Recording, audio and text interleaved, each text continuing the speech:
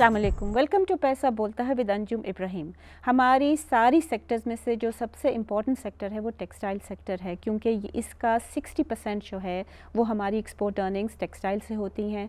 48% हमारी जो total production होती है इस मुल्क में मैन्युफैक्चरिंग की वो टेक्सटाइल इंडस्ट्री देती है, और 38% जो है जो लेबर फोर्स एम्प्लॉयड है मैन्युफैक्चरिंग में वो भी टेक्सटाइल ही की वजह से होता है। इस वास्ते ये बहुत इम्पॉर्टेंट इंडस्ट्री है, मगर और इंडस्ट्रीज़ की तरह इसका भी काफ़ी मुश्किलात का सामना हो रहा है। इसको फर्दर डिस्कस करने के लिए हमारे साथ आज स्टूडियो में है इत्तेशामुल हक साहब।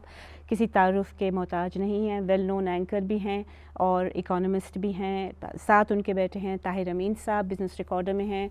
ये टेक्सटाइल की बीट है इनकी, और ये इनको काफ़ी इंसाइट्स हैं ऑन द टेक्सटाइल सेक्टर। और हमें फ़ोन लाइन पे ज्वाइन कर रहे हैं मोहसिन अजीज़ साहब, एप्टमा के चेयरमैन हैं। Let me start with Ehtesham साहब। एहतशाम साहब, what do you think, क्या मेजर इश्यूज हैं आजकल इस सेक्टर को? पहले तो I am so glad Anjum कि आप इकोनॉमी पे प्रोग्राम कर रही हैं। आजकल टेलीविज़न पे तो लोग इकोनॉमी को भूल ही गए हैं और कहते हैं कि इकोनॉमिक स्टेबिलिटी अगर नहीं है तो इशू नहीं है। और इकोनॉमिक कंडीशन जितनी तेज़ी से ख़राब हो रही हैं, चाहे बजट डेफिसिट आपका, चाहे एक्सटर्नल डेफिसिट है, चाहे एक्सपोर्ट इंपोर्ट है, कुछ भी है, डेट का इतना सीरियस प्रॉब्लम है। anyway, और टेक्सटाइल बड़ा इंपॉर्टेंट कंपोनेंट है उसका। अभी इसमें देखें जो सबसे बड़ा मेरा ख्याल है वो एनर्जी क्राइसिस जिसने हॉस्टेज बनाया हुआ है सबको। टेक्सटाइल भी एक रीज़न बनी हुई है कि उनकी भी एक्सपोर्ट को देख लें, उनकी प्रोडक्शन को देख लें। एक तो वैसे हम अब तक हम ये देख रहे हैं कि सारी दुनिया अभी भी जहाँ रॉ कॉटन है वो उसको इस्तेमाल करते हैं। हमारे यहाँ अभी भी कहते हैं खासी तादाद में रॉ कॉटन भेज दी जाती है, बड़ा कम उसको इस्तेमाल करके एक्सपोर्ट कर देते हैं रॉ कॉटन को ही। तो इन हालात में जो इंडस्ट्री हमारी थोड़ी बहुत रह गई थी वो शिकार हो गई है एनर्जी क्राइसिस की वजह से। बहरहाल फिर भी हम देखते हैं कि डॉलर का नीचे जाना, फिर किसी हद तक कंपटीशन इतना ज़्यादा हो गया है। हमारे पड़ोस में जो लोग बैठे हैं, even the countries like Bangladesh, Sri Lanka, वो लगता है हमसे आगे निकल गए। तो मेरा ख्याल है हमारा प्रॉब्लम यही है कि जो क्वालिटी प्रोडक्ट बनने की बात है, हम बांटते उठते बातें तो करते हैं, लेकिन बहुत कम होता है कि हमें ये चीज़ें मिलें। यही वजह है कि वहाँ कोई मार्केट नहीं बननी है हमारी बाहर की दुनिया में। हालात इस तरह के। Let me go to Mohsin Aziz साहब। मोहसिन साहब, आप बताइएगा कि ये तो जनरल प्रॉब्लम्स एहतशाम साहब ने आइडेंटिफाई की हैं। एनर्जी की मेजर इशू है, हमारा मैक्रो इकोनॉमी जो है वो बहुत इश्यूज़ हैं उनके, रुपए की वैल्यू गिरती चली जा रही है, मगर कौन सी जो हैं इश्यूज़ जो आप समझते हैं स्पेसिफिक हैं टू योर इंडस्ट्री?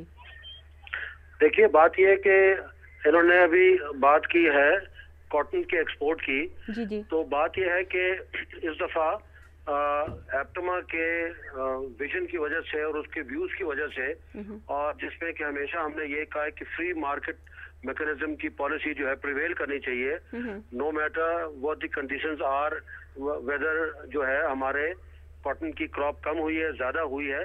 तो एक तो हमने अपनी सेल्फिश मोटिव्स के बजाय मुल्की मोटिव को और मुल्क की इंटरेस्ट को ज्यादा अहम रखते हुए हमने हमेशा ये बात की है। तो उसकी वजह से इस दफा ऑल्दो के 2.5 मिलियन बेल जो है सैलाब की वजह से सिंध में वो तबाह हो गई थी, लेकिन फिर भी अभी तक जो है तकरीबन 14.5 मिलियन बेल कॉटन की अराइवल हुई है। तो that is a very positive move. और डोमेस्टिक जो टेक्सटाइल इंडस्ट्री है सर, ये इसको कितनी ज़रूरत होती है ऑन अ एनुअल बेसिस?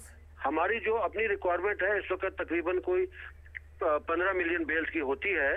और मगर इसमें बाज शॉर्ट स्टेपल चाहिए होता है, लेकिन बाज दफा जो है हमें लॉन्ग स्टेपल भी चाहिए होता है जिसको हम इंपोर्ट करते हैं। तो बहरहाल इसमें तो हमारी अपनी एक सेल्फिश मोटिव इसमें नहीं था। मुल्की मफाद को, फार्मर के मफाद को मद्देनजर रखते हुए हमने हमेशा ये पॉलिसी दी है। तो उसकी वजह से गवर्नमेंट ने भी हमारी बात सुनी है और ये एक अच्छा रिजल्ट आया है। अब दूसरी बात जो है वो ये है कि whether we talk big or whether we talk small, लेकिन जो fact of the matter remains कि हमारी जो एनर्जी है, जो अभी इन्होंने साहब ने भी बात की है, ये हमारी जो है हमारी कॉस्ट का वो 30% जो है वो उसकी रेशो आती है। तो अब ये जो है जिस वक्त कि हमें गैस नहीं मिलती कैप्टिव पावर को और बाकी टेक्सटाइल को जो जिसके में प्रोसेसिंग में भी इस्तेमाल होती है, तो ये मेजर इशू आपका एनर्जी क्राइसिस ही है। फ्री मार्केट इकोनॉमी आप सही कह रहे हैं, वो मैकेनिज्म ओपन होना चाहिए, लेकिन सवाल ये कि कॉटन एक्सपोर्ट करते हैं, उसके बाद फिर जब जरूरत पड़ती है तो इंपोर्ट करते हैं। इसकी एक वजह बता दें ये क्यों है, और दूसरा ये लेटेस्ट जब हुआ इंडिया ने जो रिफ्यूज किया है कि आपकी कॉटन रॉ कॉटन नहीं लेंगे, इसकी क्या वजह है?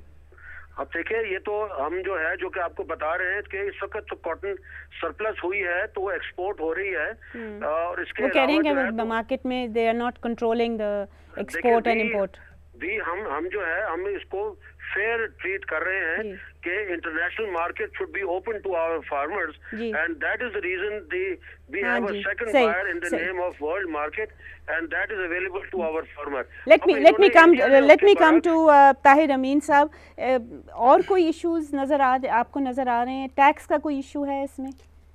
एनर्जी क्राइसिस, वो तो सबको पता है कि एनर्जी क्राइसिस जी वो तो डिस्कस हो गया ना, एनर्जी का। मैं कह रही हूँ कि टैक्स का कोई इशू, एक मेरा गालिबन एक इशू था जी। पहले अभी तक टेक्सटाइल सेक्टर था ये 0 रेटेड था, लेकिन अभी वो इंपोर्ट पे भी था और लोकल प्रोडक्शन पे भी, लेकिन अभी लोकल प्रोडक्शन पे लोअर जो सेल टैक्स है वो लगाया गया है। 0 रेटिंग लोकल प्रोडक्शन से खत्म कर दी है और अब लो सेल्स टैक्स अब लगा दिया गया है, जो कि कॉस्ट ऑफ प्रोडक्शन को उसको बढ़ा रही है, उसको बढ़ाएगा। इसके अलावा मेरे ख्याल से जो दूसरी अहम बात है वो टेक्सटाइल पॉलिसी थी, 2009 में आई थी, अगस्त 2009, और ये 2014 तक है, लेकिन इसकी इम्प्लीमेंटेशन जो की है वो अभी तक सिर्फ 30% हो चुकी।